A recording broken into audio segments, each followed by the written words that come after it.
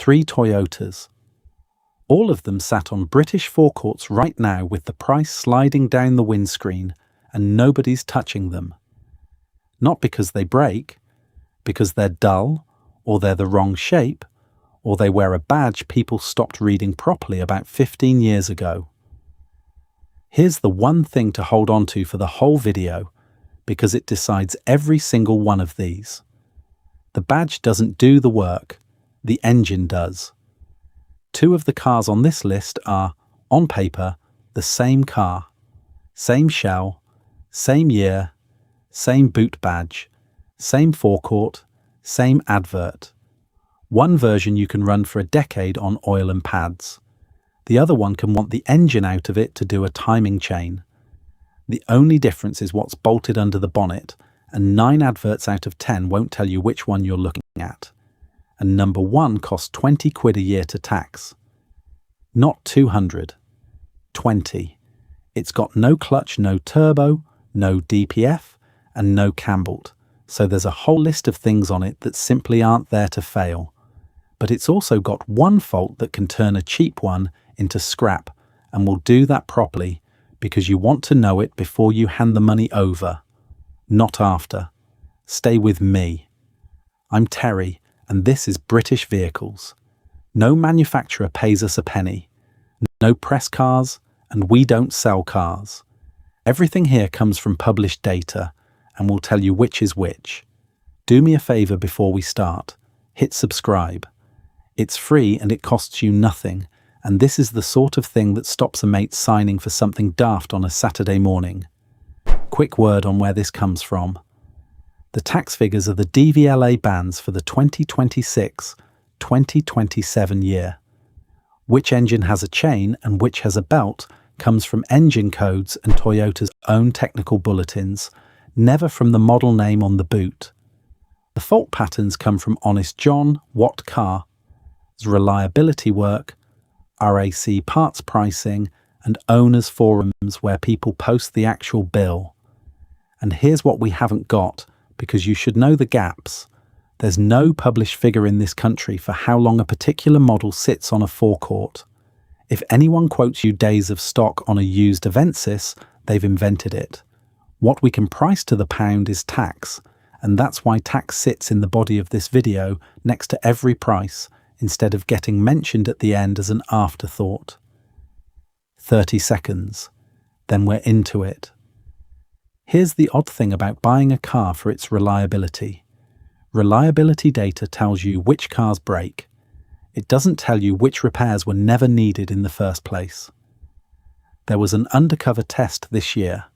1 car, 1 known fault, taken round 10 UK garages.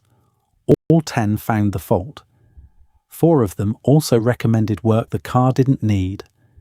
Another 400 to 950 quid on the ticket. That's not bad apples. The advisors on commission and the technicians paid by the job rather than by the hour. It's working exactly as designed. That's what the British Vehicles Bible is for. 15 garage upsells decoded in plain English, with the exact sentence to say at the desk to decline each one without sounding clueless.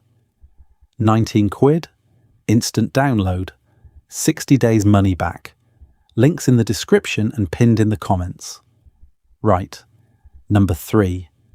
Number 3, the Toyota Verso. The proper one, 2009 to 2018. 7 seats, tall doors. Seat at hip height so you sit down into it rather than dropping into it, and a middle row that folds flat into the floor instead of coming out on your driveway. It's the shape half of you keep asking for, and the trade keeps burying under crossovers because an MPV doesn't sell a lifestyle. It just works. Honest bit first. It's slow with 7-Up. That 3rd row is for kids and short trips, and anyone telling you otherwise hasn't sat in it. The interior is grey on grey on grey, and it's a big old thing to park. Now the important part, and this is where the rule bites. From 2014, the only diesel Toyota fitted to the Verso wasn't a Toyota engine. It was BMW's 1.6, the same one out of the diesel Mini. Toyota said so themselves in their own press release when it launched. Now that engine has a chain, and people hear chain and relax, and that's the mistake. A chain runs in oil. That's the whole design, and it's why it should outlast a belt. When one of these lets go early, it's almost never the chain's fault. It's oil that's gone thin, old, or low. Short trips wash it with fuel. Long service intervals let it age. The plastic guides wear, the tensioner takes up the slack until it can't, and the whole lot goes slack. What you hear is a rattle. First start on a damp morning, before the heat has done anything, 1 or 2 seconds of chain, then it settles. Plenty of people hear that for months and put it down to it being a diesel. The bill is the sting. The chain kit itself is about 140 quid. Nobody's ruined by the part.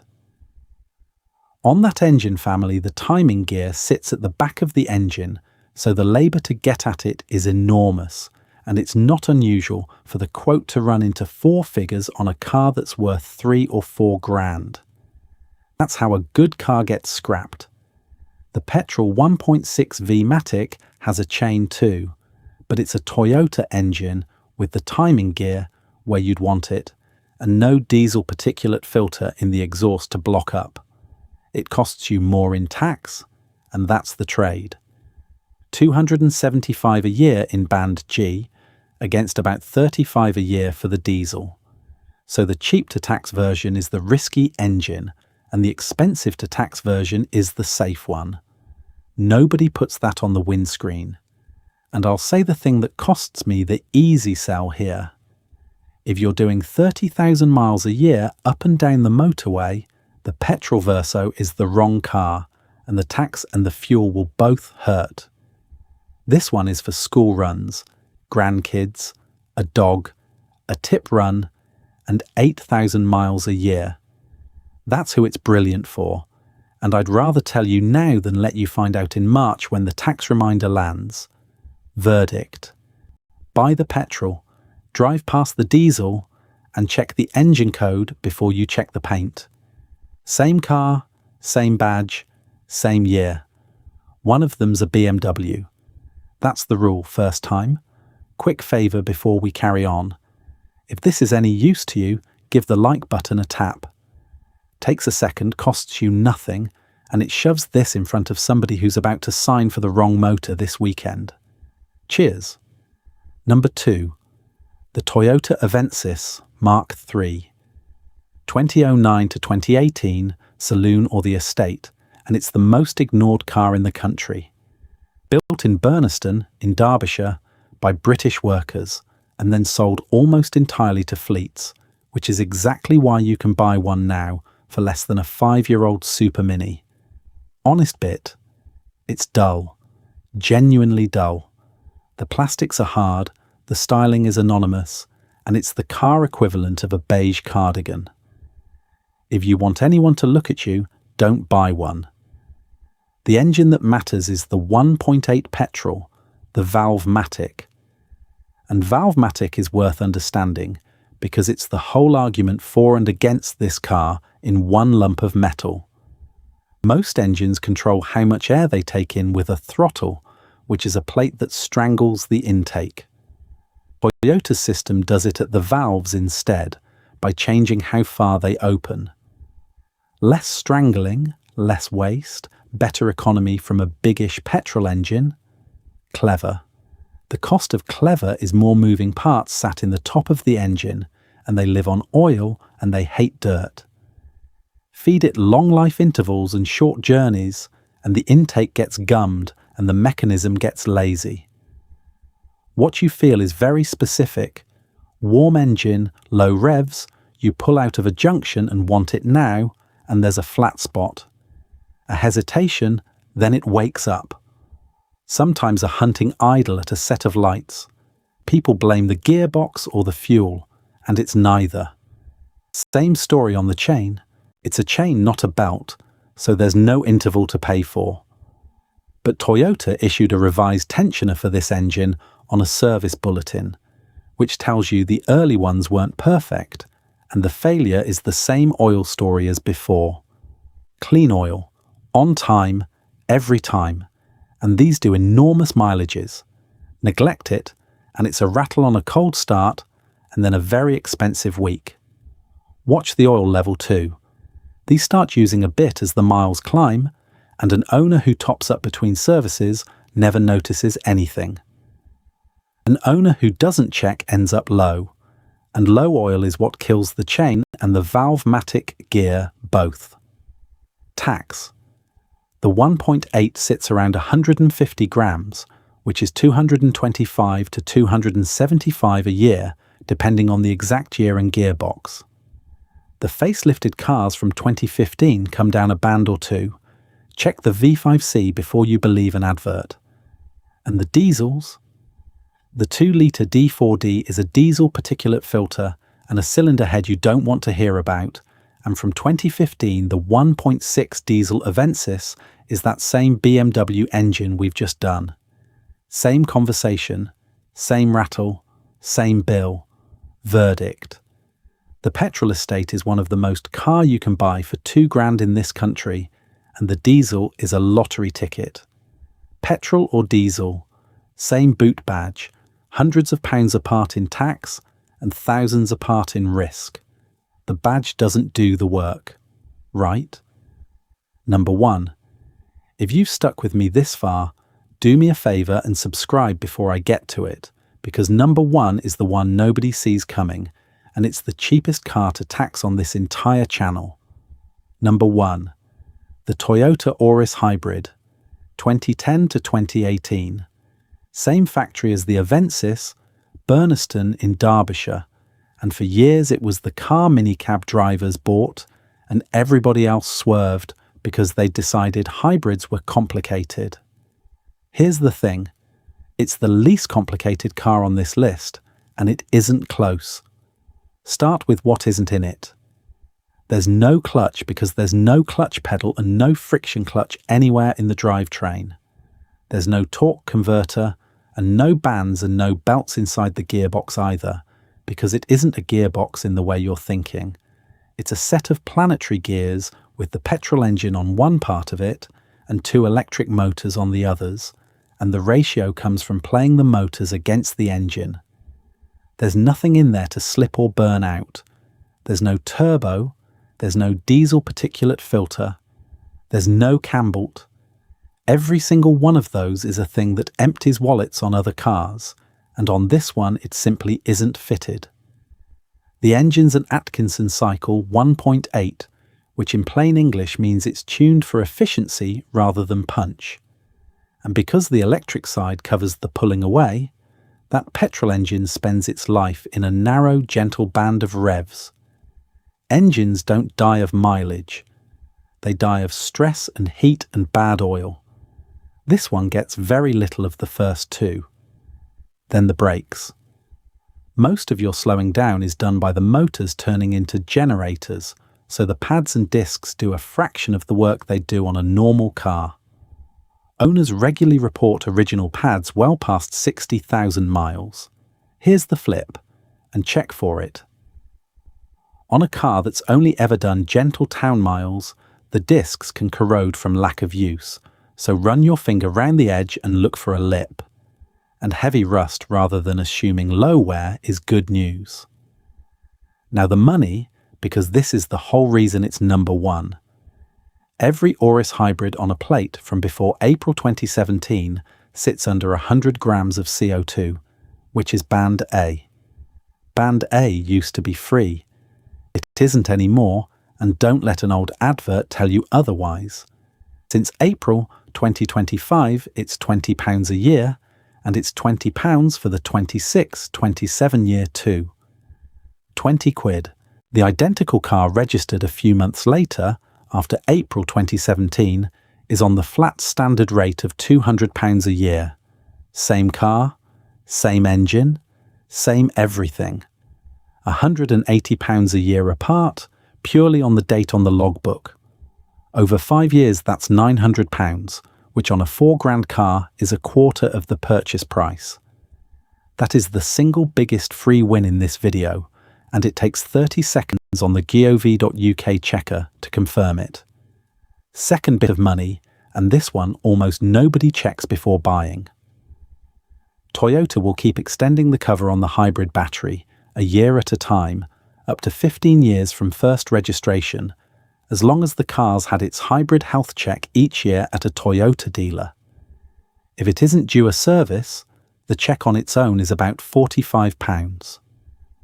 So a 2014 car with an unbroken run of those checks can still be covered, and a 2014 car without them can't be, and you cannot go back and fix that after you've bought it. Ask for the service record and look for the hybrid check specifically, then ring a Toyota dealer with the registration and get them to confirm it before you pay. Nobody at the auction is going to volunteer that. Now the honest part, and this is the one that costs money to tell you. The brakes that save you all those pads have a catch. Because the car is blending regenerative braking and normal braking on the fly, the pedal isn't connected to the wheels the way you're used to. There's an electric brake booster with a pump and a pressure accumulator doing that blending. That pump runs. And when the accumulator starts losing its ability to hold pressure, the pump has to run more often to make up for it. What you hear is a whirring from up behind the bulkhead, more often than it used to, sometimes just sitting on the drive. Then you get a brake warning light and a pedal that's gone hard. Prices on this across Toyota's hybrid family have been reported into 4 figures at a main dealer. Honest John published a reader's Prius bill for a brake actuator at over £2,500, while electronic rebuild specialists advertise the same units for a fraction of that. On a car worth £4,000, that one part is the difference between a bargain and a write-off.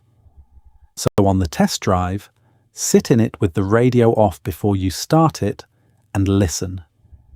Any whirring that keeps repeating, walk away or get the price knocked down. 2 more. If the car's only ever done 3 miles to the shops and back, the exhaust gas recirculation system carbons up, and it comes back as a rough idle and a warning light. A couple of £100 at an independent, not a disaster, but factor it in.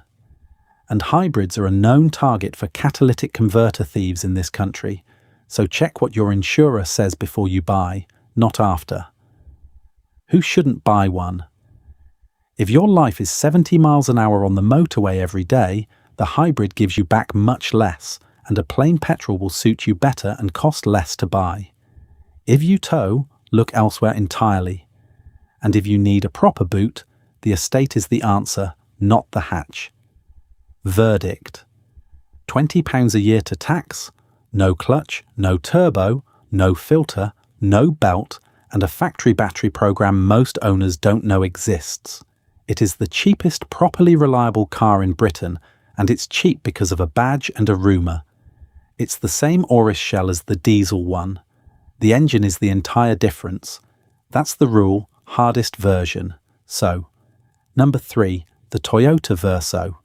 The MPV that does what a crossover pretends to, as long as you buy the petrol and leave the BMW diesel where it is.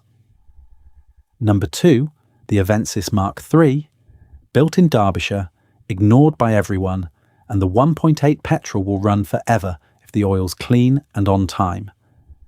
Number 1, the Oris Hybrid. £20 a year, almost nothing fitted that can fail, and one brake part you listen for on the test drive. Here's the takeaway, and it's not a comfortable one for the forecourt. Do the sum properly before you get excited about a price. Take the asking price, then add the tax for 3 years, then add one repair you can see coming. A £2,000 car with £275 tax and a chain job hanging over it isn't a £2,000 car. A £4,000 car at £20 a year, with a battery still inside a factory program, might be the cheapest of the 3 by the time you sell it. And before you look at anything at all, put the registration into the GOV UK Vehicle Tax Checker and put it into the TfL checker as well if you go anywhere near London or another clean air zone. 30 seconds each.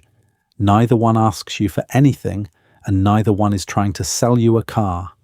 Don't take anyone's word for it that a car is exempt, including mine. Check the plate. Now I want the specifics, because that's where the useful stuff lives in the comments. If you've got one of these three, tell me which engine, how many miles it's on, and what it's costing you a year to tax. And if something in here is wrong, say so plainly and say why. That's how this gets better. There's a card up on screen now with another one of these. Have a look, it's worth your time. And if you'd rather not find out what any of this costs the hard way, the Bible's still linked below. Buy with your head, not the badge. This video is based on publicly available recall notices, MOT test data, safety ratings, reliability surveys, and independent review evidence current at time of publication. Individual vehicle outcomes vary. Some models may have had subsequent updates, recalls, or improvements. Always obtain current information and independent advice before making any purchase decision. This video mentions a paid digital guide produced by this channel. It is independent and not affiliated with, endorsed by, or sponsored by any vehicle manufacturer or franchise dealer. Savings figures are illustrative and vary by vehicle, garage, and region.